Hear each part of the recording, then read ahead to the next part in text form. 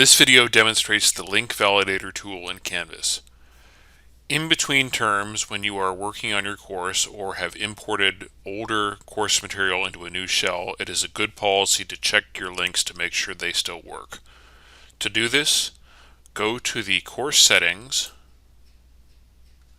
and click on the Validate Links in Content link on the right side of the page.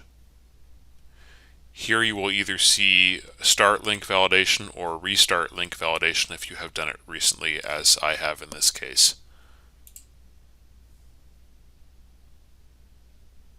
This process may take a few seconds.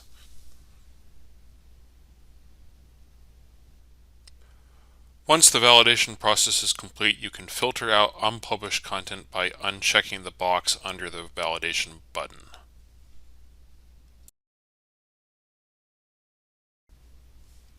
In this case, all of these links are published. To check the location of a link, you can directly go to whichever section of the course they are listed under. In this case, the syllabus. It's showing me that the Disability Support Services page is not working, and it looks like that's the case. And I know that that link is located in my policy on late or missing work section, so that needs to be fixed. However, as I've discovered, sometimes these links do in fact work, and it is not always clear why they have shown up in the validator.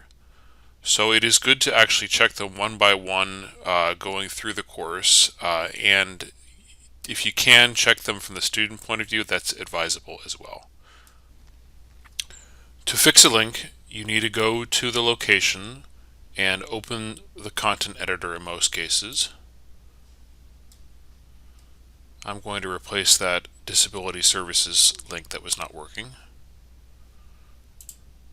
Go to Link Options.